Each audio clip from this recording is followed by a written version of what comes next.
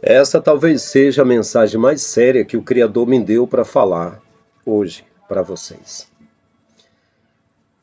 48 horas, a mensagem do Pai Celestial ficou na minha mente para falar e eu quero a atenção de vocês. Por que o crente não deixa de ir para a igreja? A primeira coisa que isso gera é o absurdo. As pessoas vão ouvir e vão dizer assim: meu Deus, que coisa absurda um pastor dizendo que não é para o crente ir para a igreja. Isso é coisa do diabo, é a primeira coisa que as pessoas falam. A segunda observação é que é um tema recorrente. Já faz mais de 10 anos que é um fenômeno. Pessoas sendo chamadas de desigrejadas, porque saíram do templo, chamado de igreja, né? Eu quero dizer aqui, em terceiro lugar, que isso é uma cultura que está ligada à tradição oral. Vou dar um exemplo para você entender por que o crente não sai da igreja. Se alguém nasce em Israel, ele certamente vai usar a Torá, o Talmud e a Cabala. E ele vai procurar o muro das lamentações para fazer suas orações. Se ele nasce entre os muçulmanos, que são os irmãos de Israel, os irmãos de Jacó, que são os ismaelitas, filhos de Agar, a escrava de Abraão, que Abraão gerou um filho, o Ismael, e que são os muçulmanos, eles lá usam o Alcorão. Desde crianças são ensinados a usar o Alcorão. Mas se uma criança nasce na China e nasce no Japão, eles vão ter acesso aos livros e ensinamentos de Buda e Confúcio. Mas quando nasce aqui no Brasil, a cultura que ele terá aqui e a tradição oral é do cristianismo, que compreende entre catolicismo e protestantismo. Isso é 80% da nação, e vão usar a Bíblia. Então, o protestantismo e o catolicismo, eles vão dizer que a paróquia e o templo evangélico é a casa de Deus. Então é um dos motivos porque as pessoas não saem do templo, porque já é uma cultura. Agora, por que o crente, o brasileiro mesmo, eu vou dar ênfase nisso.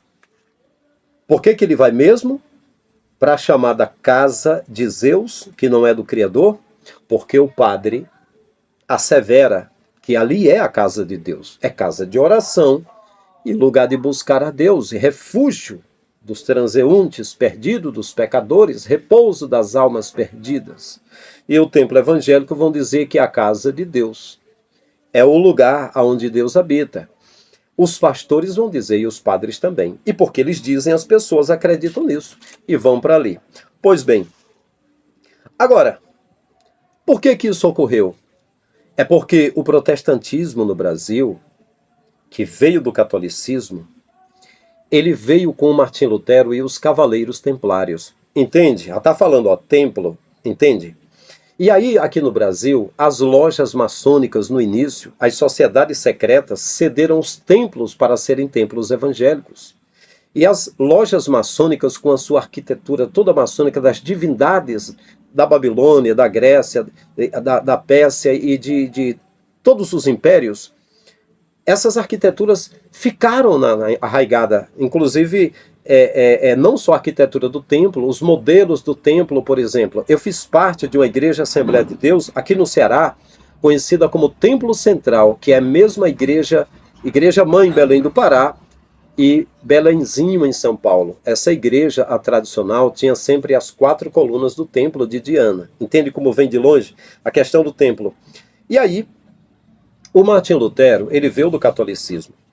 E a igreja protestante, que tem a mãe católica, a igreja católica, a crença da igreja católica, ela sempre teve lá o templo de Zeus da Grécia, o templo de Apolo, senhor do sol. Os imperadores de Roma eram cultuados como deuses. O príncipe Herodes, dando um discurso, fosse o príncipe da Judéia, ou o governador da Judéia, fosse Pilatos ou fosse Herodes, as pessoas tinham como divindades. Eles botavam coroas de palmas na cabeça e faziam de conta que eram deuses. Eles se chamavam de Deus. No discurso de Herodes, o povo judeu idólatra, que só eles disseram, isso não é a voz de um homem, a voz de um Deus. Olha só, eles aprenderam que não era a voz de Deus, era de um Deus, porque aprenderam a crença da Grécia. Minerva, a deusa da sabedoria, Artemis, Hermes, o deus da interpretação, e várias divindades, né? Hades, o deus da guerra, enfim. Então, o que acontece? Lá em Roma havia templo para tudo que você imagina e ainda tem. O templo de Diana dos Efésios havia lá em Roma. Templo, digamos, da Diana dos Efésios, que é a mesma Artemis, o templo da Artemis lá da Babilônia, e os 700 templos de Mitra tinha lá. Fizeram até um templo para Pedro. Pedro foi levado lá cativo e morto de cabeça para baixo numa cruz e fizeram a Basílica de São Pedro, um castelo para Pedro, dizendo que Pedro foi o primeiro papa. Que na verdade quando Jesus falou para Pedro dizendo, Simão Barjonas, filho de Jonas, bem-aventurado és tu, não foi carne e sangue que te revelou que eu sou filho do Pai Celestial. Eu te digo que tu és fragmento de pedra, tu és Petro, e sobre esta pedra, grande bloco rochoso, edificaria a minha igreja. Olha, você tem parte comigo, você é fragmento de pedra, eu sou rocha, eu sou pedra. E sobre essa pedra eu vou edificar a minha igreja. Aí eles dizem que sobre a pedra de Pedro, não, sobre a pedra do Messias, entende? Mas enfim, não vou entrar nesse mérito aí. Mas aí, o seguinte, o que a Bíblia fala acerca da igreja, do templo, o templo em si? A Bíblia fala que os judeus pediram um templo para Deus, e Deus não permitiu. Ele disse que é grande Deus e não habita em templo feito por mãos humanas. Ele disse que casa me edificarias para que eu habitasse nela, né? E aí ele permitiu que fizesse um tabernáculo de pele de animais no deserto para carregar um caixote de madeira, uma arca, né? Mas um homem que falava que queria um templo, que foi Davi, ele disse, alegrei-me quando disseram-me, vamos à casa do Senhor. Só que não havia casa para o Criador, não. Havia para vários senhores, Elohims e divindades nas crenças dos impérios, mas para o Criador não havia. E quando Davi disse, a arca do Senhor não tem repouso, mas ela não é um ser humano para sentir dor, era um caixote de madeira. Ele disse, eu habito numa casa de cedro, mas a arca do Senhor não tem o lugar certo, eu vou fazer um templo. E o profeta Natan disse, pode fazer de acordo com o que teu coração. Aí depois voltou, recebeu a palavra do pai e disse, você não vai construir casa para Deus, ele vai fazer uma habitação para si. E profetizou o Messias, que foi a habitação do Pai aqui na terra. E aí Salomão foi aquele que apareceu uma nuvem escura, só aparecia o Shekinah em cima da tampa da arca, um brilho como um latão reluzente, um brilho, quando o bronze é polido, faísca tudo branco. Apareceu uma nuvem escura como de chuva. E um Deus falou para Salomão, tu vai fazer uma casa para mim. E orientou Salomão. E ele fez um templo, e na inauguração queimou muitos animais que escureceu o céu, parecendo as trevas exteriores, as trevas do Satanás. E aí, aquele Deus que disse, antes de você e depois de você não haverá homem maior em sabedoria. Assim que abordaram Jesus sobre Salomão e sobre o templo, ele disse, aqui está quem é maior do que Salomão. E aqui está quem é maior do que o templo. Foi Jesus que falou.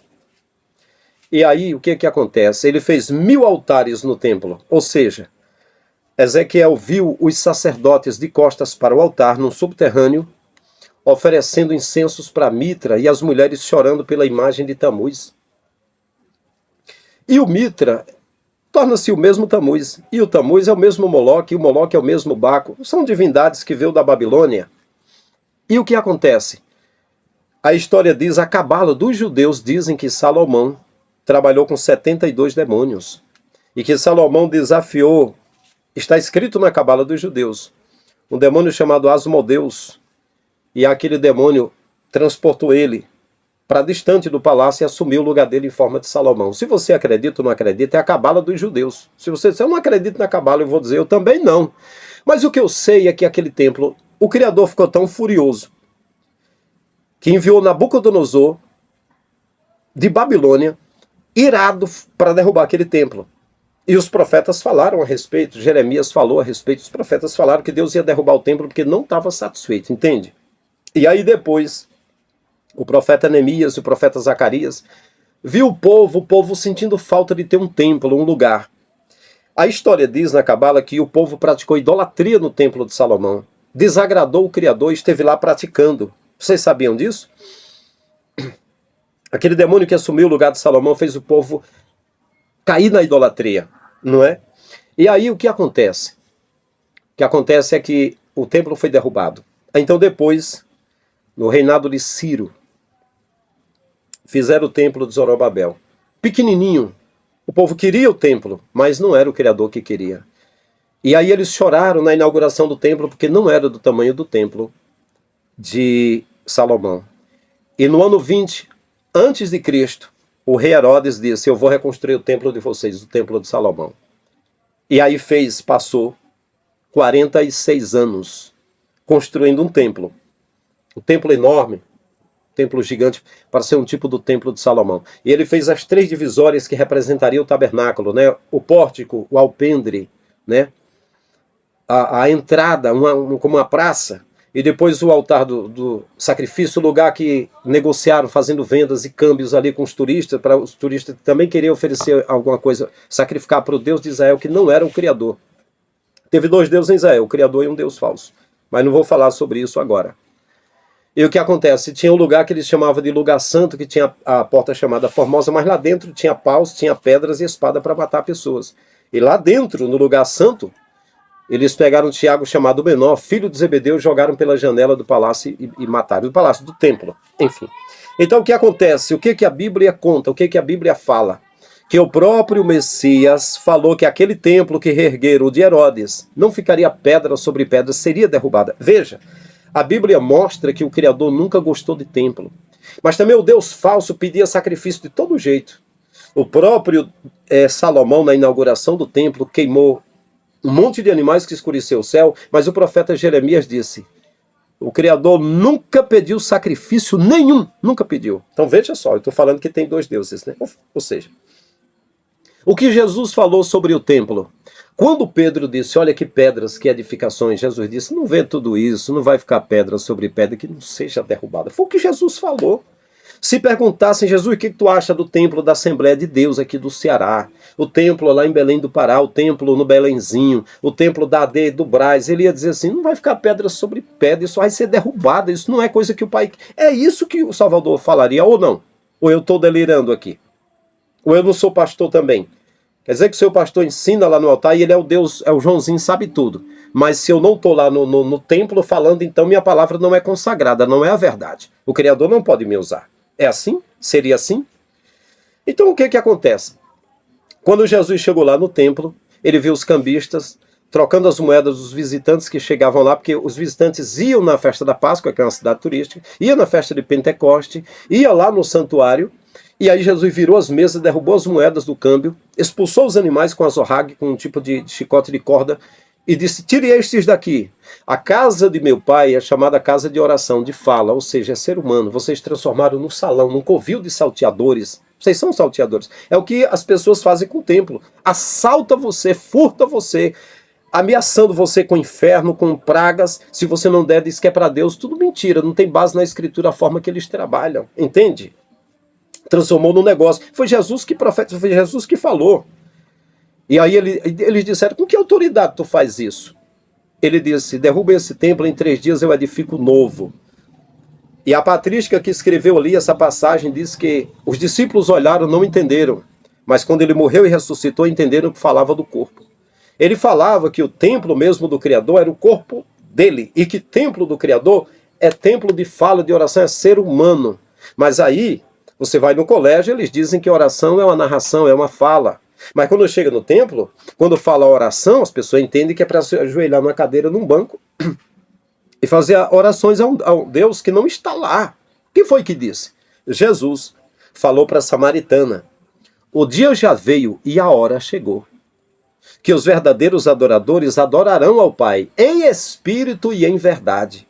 Quando ele falou isso, se eu não sou judeu, mas eu acredito nele, mesmo que ele estivesse morando em Jerusalém, eu não pudesse ir lá, mas eu estaria conectado com o Pai através dele, ligado nele, pela fé nele, pela palavra dele, mesmo ele estando lá. Então, se ele foi embora daqui fisicamente, ele ressuscitou há 2000 anos atrás, mas se eu crer nessa palavra, biblicamente, eu estou conectado nele. Mas as pessoas vão dizer que a nossa conexão é dentro de um templo, é lá que a gente se liga com Deus. Mentira do cão, mentira de Satanás. Quando a samaritana falou para Jesus: nossos pais adoraram no deserto, mas vós dizeis que é em Jerusalém que se deve adorar, porque lá tem o templo, né? Jesus disse: o dia veio, a hora chegou, que os verdadeiros não adorarão ao Pai, nem no templo em Jerusalém, e nem no monte dos samaritanos, porque lá no monte também tinha templo dos samaritanos.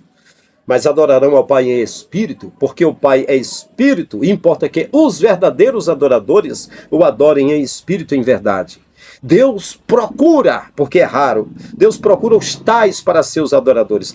Ou seja, e que adoração é essa se não é físico? Não precisa bater palma, não precisa cantarolar, não precisa sambar, dançar, pular, requebrar, não precisa pegar ofertas de animais ou de comida, como fazem as religiões afro-brasileiras, oferecendo comida, farofa e bebidas e coisas. Não precisa, para o Criador não precisa.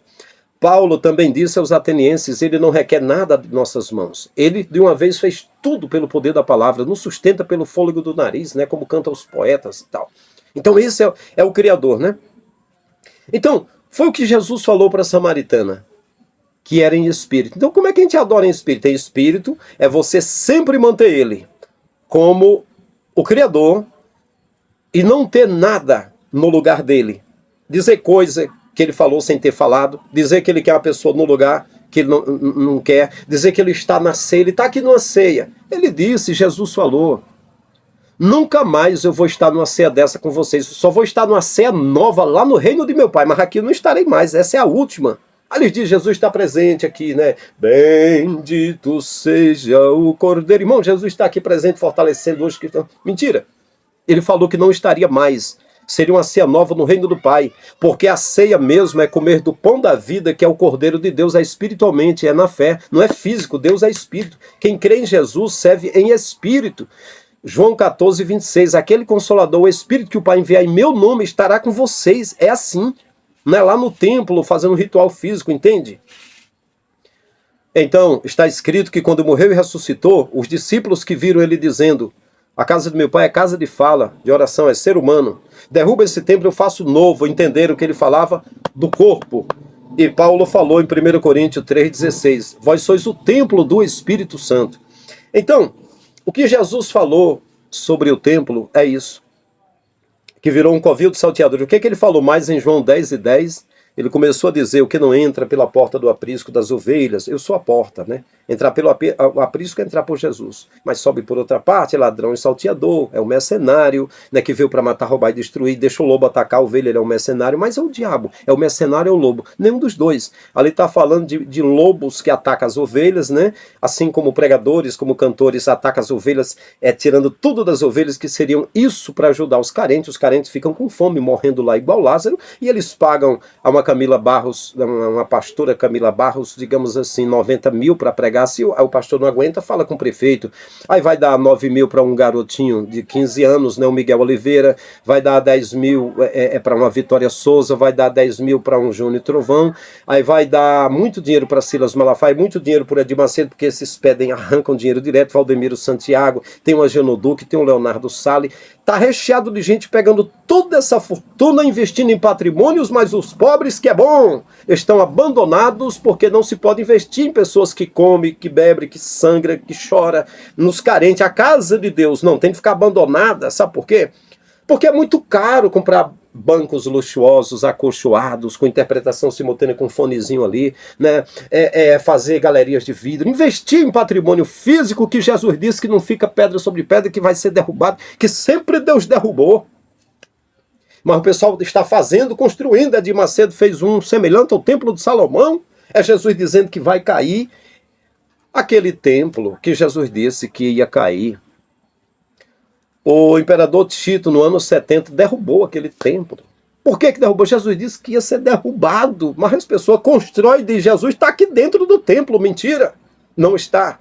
Ele não vai. Ele disse que o lugar da adoração é em espírito, não é no templo.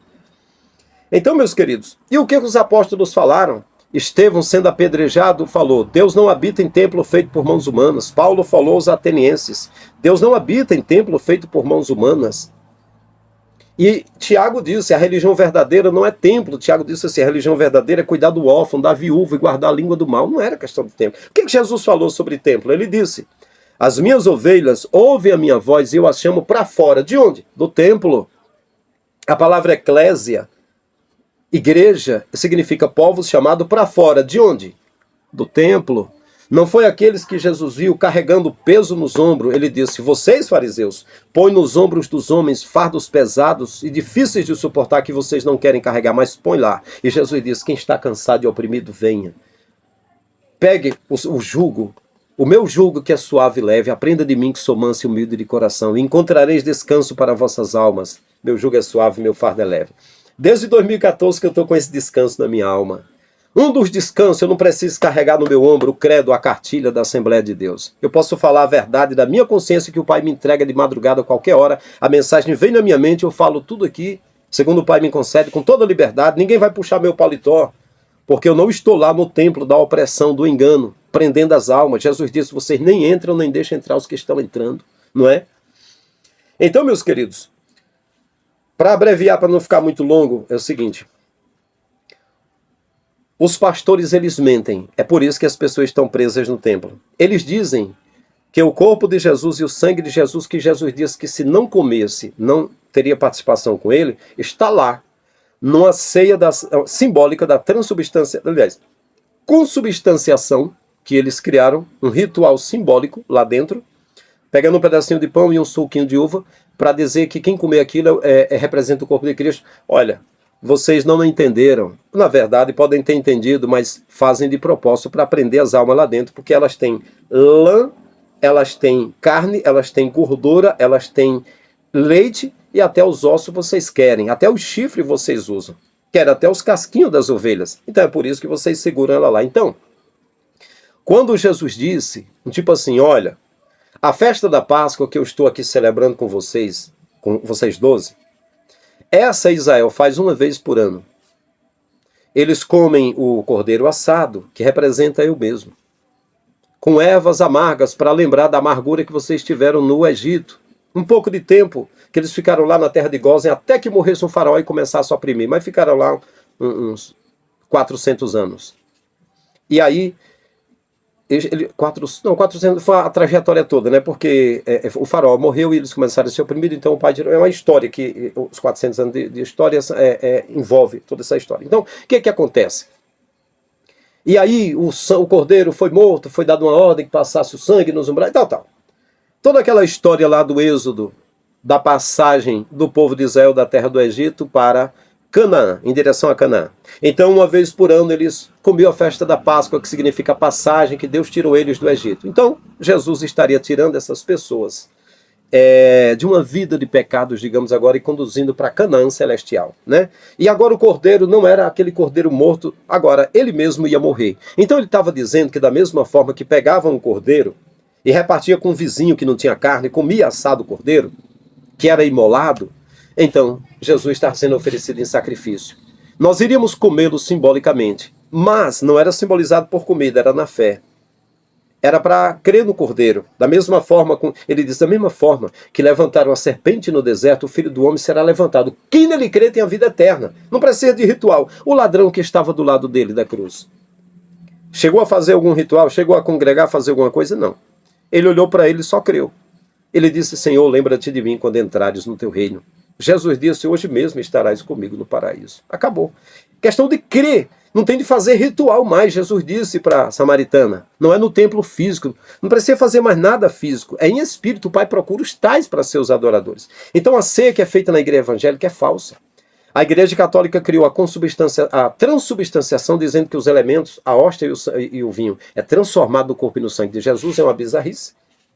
E a igreja evangélica disse que é um simbolismo que ele pediu para fazer para fortalecer as pessoas. Mentira. Ele disse que os que comem pão físico morrem. E os que comeram maná do deserto morreram.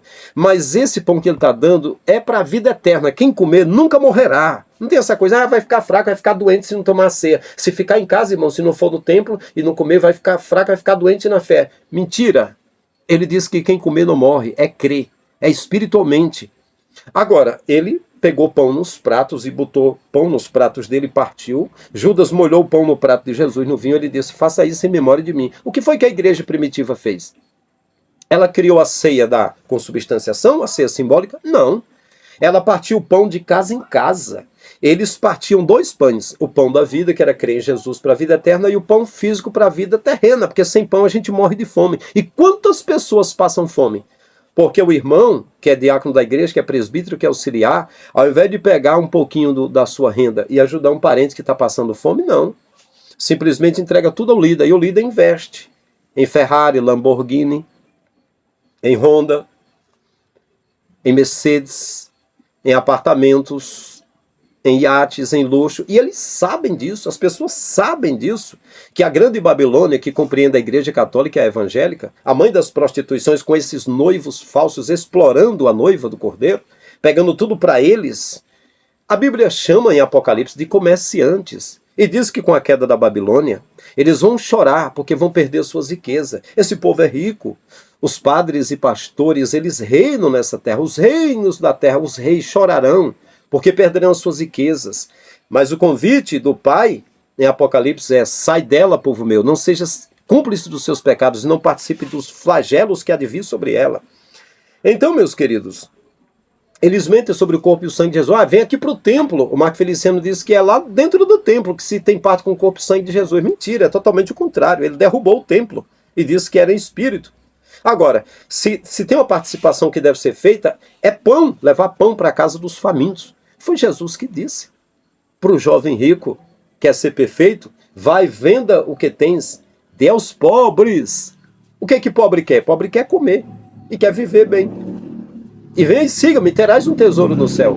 O que foi que ele falou para o homem que tinha muito em depósito? Louco, se essa noite pedir a tua alma, o que tens para quem será? Assim é aquele que é rico para com os homens, não é rico para com Deus. O que ele falou do rico e Lázaro? Lázaro desejava alimentar-se com as migalhas que caía da mesa do rico, ninguém lhe dava nada. Por quê? Porque o rico regalava esplendidamente, esse povo regala, esse povo levanta templos suntuosos, lojas magníficas da fé.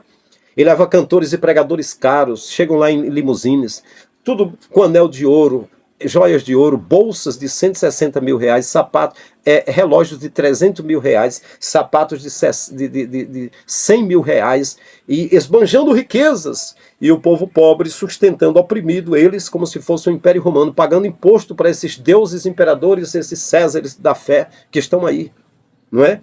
Foi isso que Jesus bateu nessas lideranças hipócritas, que tinham prata e ouro, mas não tinham levanta e anda. Então, os pastores também mentem dizendo que tem de ter um pastor na terra, irmão, e é lá no templo, tem de ter um pastor. Jesus falou, eu sou o bom pastor é o que dá a vida pelas ovelhas. Jesus, e sobra o quê? Sobra os ruins, que não presta, que as ovelhas não vão dar ouvido. Entende? Jesus disse, todos os que vieram antes de mim foram ladrões e salteadores. Então Davi e Moisés, quem arrebanhou o povo, entrou tudo, porque Jesus disse, os que vieram antes de mim foram ladrões, mas as ovelhas não deu ouvido. Então como é que é? Tem alguma explicação? Moisés não foi um profeta semelhante a Moisés, a Jesus? Moisés, né, não recebeu a lei de Deus, assim como Jesus também. Moisés representante da lei, Jesus representante da graça. Mas o que acontece, gente, é um tipo assim. Moisés arrebanhava o povo, mas ele pegou 10 mandamentos que Deus deu para amar a Deus e amar o próximo. Ele fez 603 mandamentos. Ele criou o Talmud. O povo que começou a obedecer a Moisés começou a desobedecer os mandamentos do Pai. E aí contradisse. Roubou a direção das ovelhas. Foi ladrão.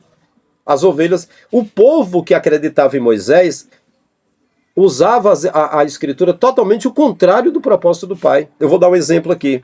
Uma mulher foi pega em ato flagrante de adultério. A lei de Deus dizia, não matarás. Não vá desejar a mulher do teu próximo, nem o gado do teu próximo. Isso que para não desejar a mulher do próximo.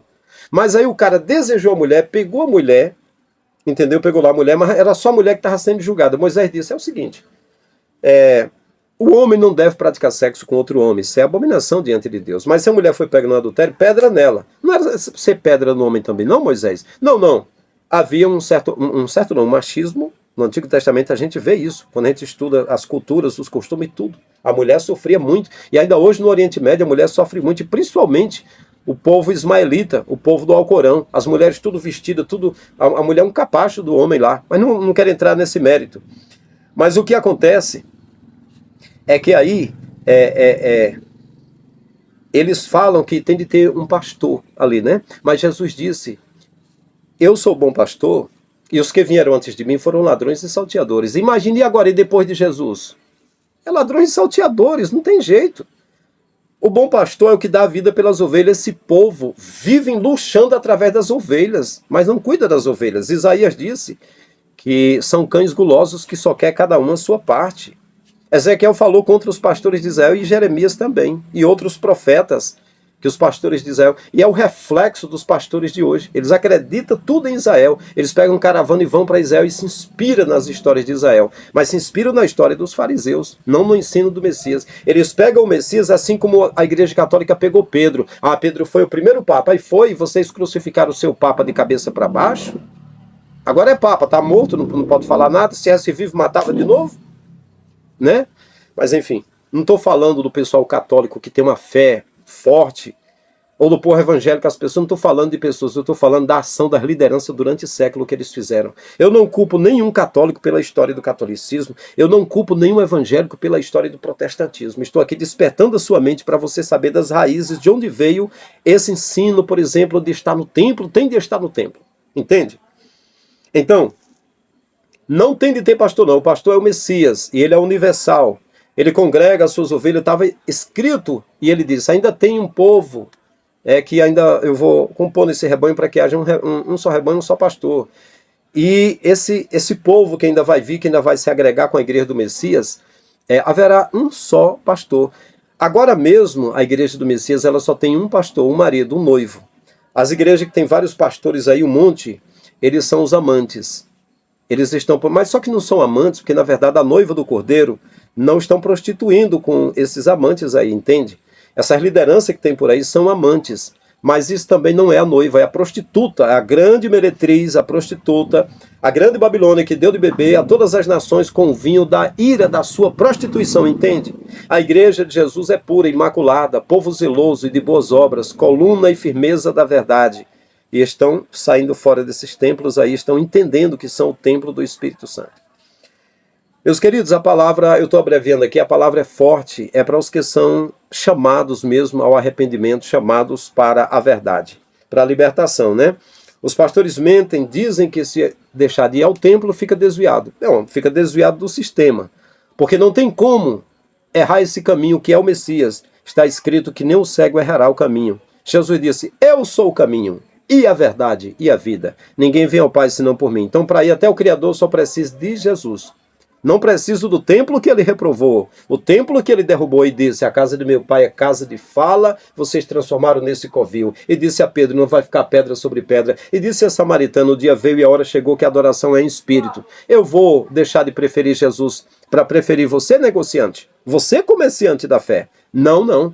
Eu estou batendo com a picareta nessa coluna. Essa Babilônia vai cair na tua cabeça. E eu vou sorrir e vou me alegrar com os escombros dessa grande queda. Já a igreja do Messias é edificada na pedra de esquina, que os edificadores rejeitaram. Aqueles edificadores lá, os fariseus e saduceus, que instigaram o povo que viu milagres, o povo que comeu pão multiplicado, o povo que teve cego que enxergou, que teve pessoas curadas. Aquele povo, Anás e Caifás disse, começa a gritar e diga para ele, crucifica, crucifica, para Pilatos crucificar Jesus. E grita mais, se soltares este não és amigo de César, César é maior, ele vai ter medo. E digam, não temos rei, senão a César, vamos, vamos, vamos. Hoje os pastores fazem as mesmas coisas com os servos do Messias. Os pastores fazem a mesma coisa. Se vê eu falando isso aqui, usando os textos, vai dizer, isso é um falso profeta, isso é um mentiroso, isso aí é um frustrado, é não sei o quê. E vai mentindo, e vai mentindo. E a medida da vossa mentira é a medida dos vossos pais, que são os fariseus. Enchem, pois, a medida de vossos pais. Raça de víboras, como escapareis da condenação do inferno? Eis que envio profetas, um vocês perseguem de cidade em cidade, outro vocês apedrejam, outro vocês matam, né? Essa foi a palavra do Pai. Então, meus queridos, os pastores dizem também que se você estiver lá no templo, vai aprender a palavra. Vai aprender o farisaísmo, a idolatria, vai aprender a cartilha deles, vai aprender somente o credo deles. A heresia, que heresia é seleção, escolher uns textos e dizer, isso aqui é a doutrina da nossa igreja. Aqui é o seguinte, o batismo no Espírito Santo tem a evidência de falar a língua no início. Aí o batista ou o presbiteriano, um outro vai dizer, não, não, não. O Espírito Santo, o batismo é quando a pessoa recebe, é introduzido lá. E aí vai cada um. Aí o Davi Miranda da Deus e Amor diz assim, quem deixar a igreja, Deus e amor, não terá perdão, não tem vida eterna. Sabe o que é isso? Babilônia, confusão religiosa. Não se entendem porque não servem ao Messias. Já a igreja do Messias entende. Esse povo, a maioria deles chamado desigrejados, na verdade eles são igreja. Igreja somos nós. Como é que eu posso ser desigrejado se eu sou igreja? E se eu sou o templo do Espírito morar? E o Espírito do Pai opera aqui no meu entendimento, na minha racionalidade. O vosso culto seja racional, disse Paulo. Seja no entendimento. E está escrito assim, não vos conformeis com este mundo, esse sistema, que o sistema tem os pilares dele. Um dos pilares do sistema é a religião. Aqui no Brasil é catolicismo e protestantismo. Esse é o sistema, é o mundo, o sistema. O sistema é o mundo é o sistema. Um outro é a escola. Um outro são as leis, um outro pilar é a mídia. Então as pessoas, se estiver fora da igreja, está no mundo. Não, não, não, não. Nós somos igreja. E o templo é o sistema. É aí que opera o sistema, começando pelo CNPJ, começando pela mentira, entidades sem fins lucrativos e só trabalha com fins lucrativos. Lugar de tudo, desde Constantino. Mas não é o lugar que o Pai habita, porque disse Jesus, os verdadeiros que o Pai procura, não é no templo e nem no monte, são os que adoram em espírito e em verdade, entende? Não entende não, né? Se entender, aí o sistema cai logo de uma vez, a grande Babilônia, né? Então eles vão dizer que você vai aprender a palavra lá. Não vai aprender. Eles ensinam totalmente o contrário. Eu vou pegar a palavra do Messias, porque da mesma forma que os escribas e fariseus ensinavam a mentira, Jesus disse, façam o que eles disserem, mas não em conformidade com as suas obras, porque dizem e não praticam. A mesma coisa para os pastores. Eles dizem, mas eles mesmos não praticam.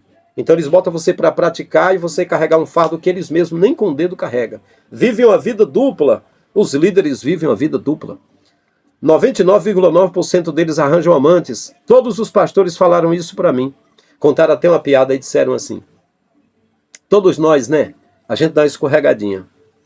E aí, né, minha irmã? A gente dá uma escorregadinha para outra mulher e aparece uma rachadurazinha no vaso. Mas Jesus perdoa.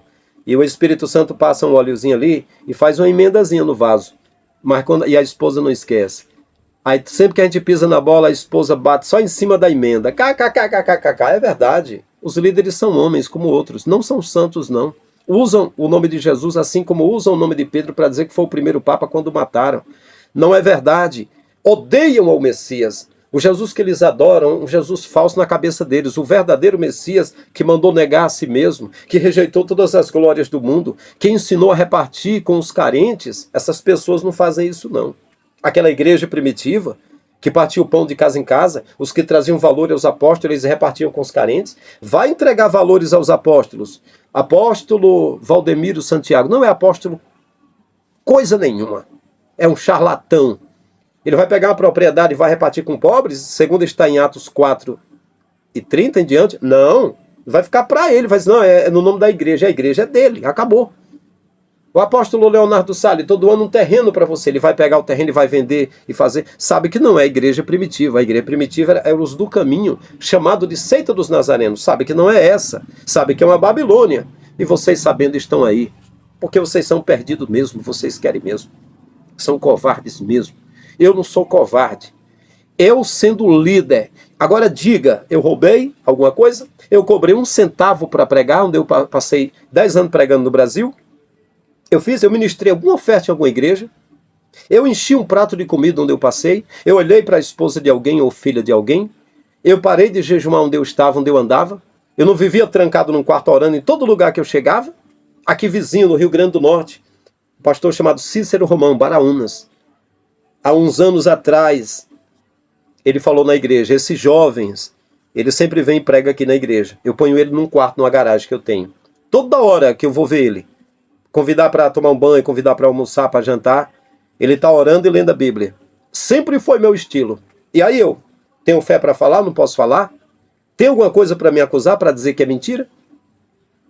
Eu andei cobrando algum cachê, alguma coisa? Me viu com escândalo com alguma mulher? Não estou citando a Escritura? Mas se mesmo os meus parentes aqui não me deram honra, não quiseram dar o braço a torcer, não quiseram me ter como uma pessoa verdadeira, quiseram duvidar da minha integridade, da minha fé, da verdade que eu prego, imagina vocês que não me conhecem, né?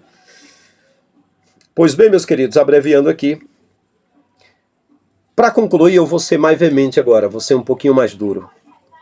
Sabe por que os crentes não saem da igreja? Eles já sabem que lá não é o lugar do Criador. Eu pregava anos a fio, quando eu dobrava o joelho eu dizia, pai, eu dizia assim, sei de fato que não estás nesse lugar, mas se eu vou falar, usa a minha mente, o meu entendimento, porque está escrito, né, não vos conformeis com este mundo, mas transformai-vos pela renovação do vosso entendimento, para que experimenteis qual seja a boa, perfeita e agradável vontade do Criador. Então usa a minha mente para que eu seja justo, fale a tua palavra com justiça, se dependendo se eu vou receber oferta ou se eu vou ser convidado a voltar, não importa, me ajuda a ser justo e falar a verdade. Então, meus queridos, o que acontece é que vocês têm medo de furar a bolha. Simplesmente bater o pé, chutar o pau da barraca e dizer assim, não faço mais parte desse sistema. Vocês não têm peito, coragem para fazer isso. Por isso que vocês ficam indo para a chamada igreja. Não é igreja, igreja é você. Fica indo para o templo, porque você não tem peito para furar a bolha. Em segundo lugar, eu gostaria de dizer que é covardia. Vocês estão lá, vocês são covardes. Eu vou citar Apocalipse 21:8. De fora do reino do Pai, de fora ficarão os covardes, os homicidas, os adúlteros, todos aqueles que amam e cometem mentira. Primeiro fala do covarde. Tem de ter coragem, meu irmão. Eu tive de ter coragem para pegar os meus DVDs e guardar minhas apostilas, guardar os meus ternos e parar de pregar lá no sistema, onde eu fiz bastante, mesmo batendo no sistema, parar de liderar lá e vim aqui falar sem nem um centavo. Vim falar essas verdades, tem que ter coragem, ter peito para renunciar ao sistema, não é?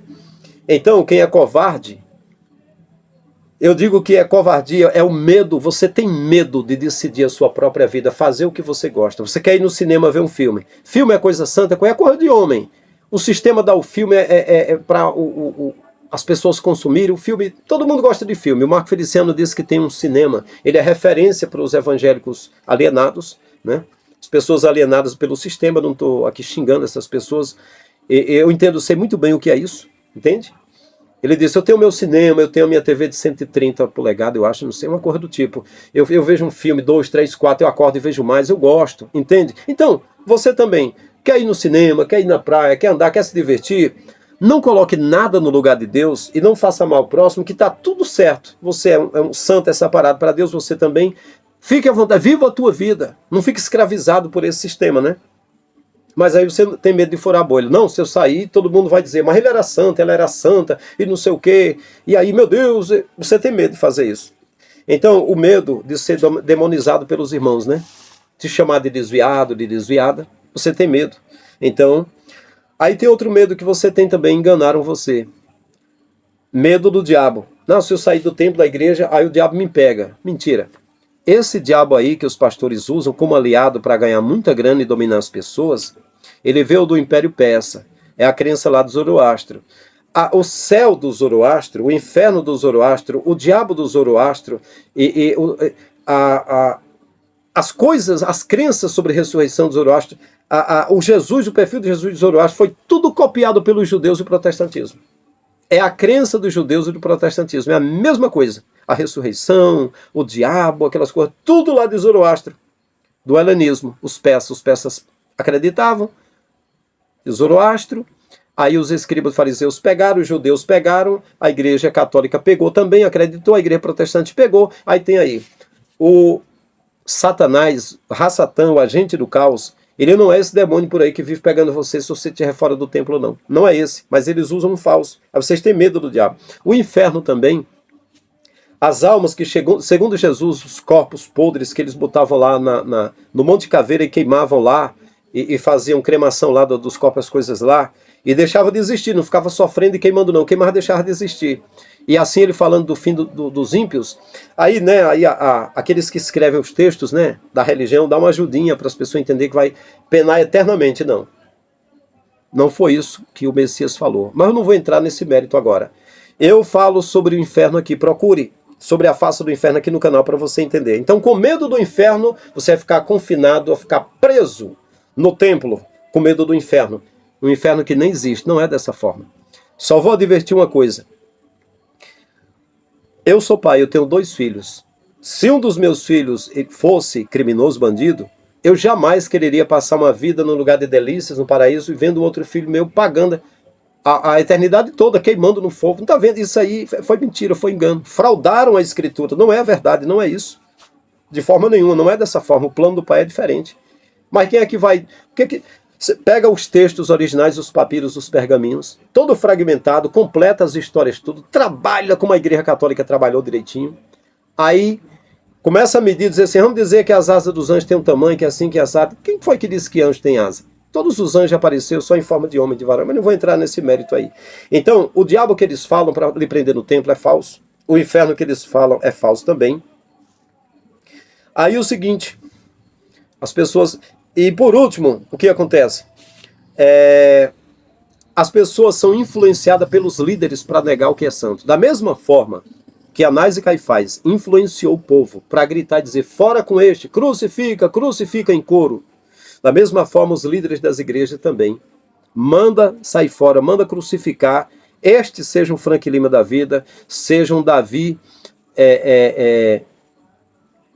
seja o Davi do Encarando o Sobrenatural, seja um Tiago Lima, seja qualquer um que esteja usando a Escritura da forma que é, essas pessoas é para serem excluídas, para sumirem. Um Rubens Sodré da vida, né? Não, ele não é nem irmão, vai, né, querer que suma com essas pessoas. Sempre foi assim.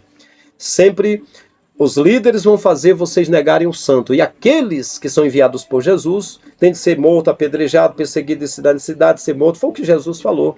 É o que vocês fazem para encher a medida de vossos pais. Então, quando eu saí do sistema, primeiro que meteu a pedra na minha testa foi minha mãe. Eu disse, mãe, eu quero deixar de ir nas convenções, nas reuniões de obreiro, eu quero cuidar da minha família, da minha esposa, dos meus filhos, eu vou trabalhar com as minhas mãos e vou fazer o que o Criador me der direção. Eu pensei que ela ia dizer assim, meu filho, você sempre foi fiel desde 16 anos de idade. Hoje já tem mais eu tinha 38 anos. Então, meu filho, você é o nosso pai na fé. Você foi o primeiro a aceitar a fé.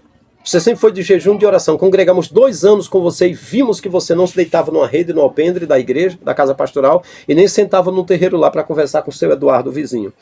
Era jejum, era oração, era palavra direta, era correndo o tempo todo. Dirigia até 3 cultos por dia. Jejuava praticamente todo dia. Dia de ceia, dia de ensino, eu só às vezes almoçava depois de 10 horas da noite. Esmerado. Eles conheciam, filho, você sempre foi fiel. Faz o que Deus te der direção. Eu pensei que minha mãe ia dizer isso quando eu falei. Porque há um tempo recente ela tinha dito, eu estava em São Paulo, ela falou para mim assim, filho, eu vou casar de novo. Eu disse, mãe, meu pai faleceu, durante muitos anos da vida dele traiu a senhora. Mamãe sempre foi fiel, esposa de um homem só, uma mulher valorosa. Não foi mamãe que traiu, que fez nada errado. Então é o seguinte, mãe, você merece ser feliz, Deus te abençoe. Então eu pensei que mamãe ia falar a mesma coisa. O que que mamãe falou? Mamãe disse o seguinte, então você agora sabe mais do que os outros estão errados, você é que está certo. Então eu estou aprendendo errado. Então não é mais para eu ir para a igreja. Eu falei, não mãe, não estou convidando ninguém. É eu apenas que vou cuidar da minha família, eu vou fazer o que Deus der a direção. Não, eu já entendi, não é para ir para a igreja. Quer dizer que os outros estão errados, você é que está certo, você é o que é o santo, é o que é o melhor. Começou por aí. Aí foi prima, aí foi pedrada de todo lado, cara. Mas eu fiquei firme. Eu fiquei firme porque eu sou firme. Sou duro na queda porque aprendi com alguém que é maior do que eu, que sustenta e disse assim, quem recebe um de vocês em meu nome, a mim me recebe. Quem recebe a mim, recebe o Pai. Eu aprendi com ele, ele disse, os inimigos do homem são os da sua própria casa. E disse mais, um profeta não tem honra na sua pátria. Foi ele que falou, então eu seria maior do que o meu Senhor? Então, meus queridos,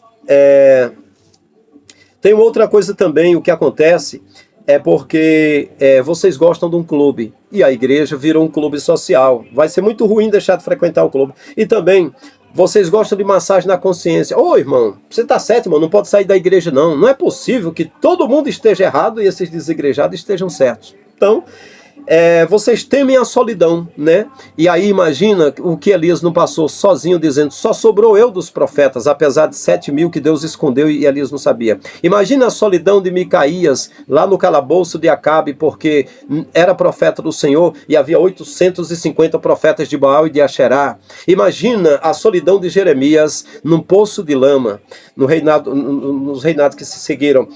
Imagina o Ezequiel deitado no chão comendo comida misturada com esterco. Imagina o João Batista lá no deserto. Imagina Jesus no deserto. Imagina Jesus abandonado pelos próprios discípulos por todo mundo. Imagina a solidão. Micaías, a solidão de Paulo, que estava no calabouço romano. Mas você não pode ter solidão. Você tem de estar no meio da igreja, no meio do fogo, dos servos de Deus. Você não pode sair, porque senão vai ficar com muita solidão.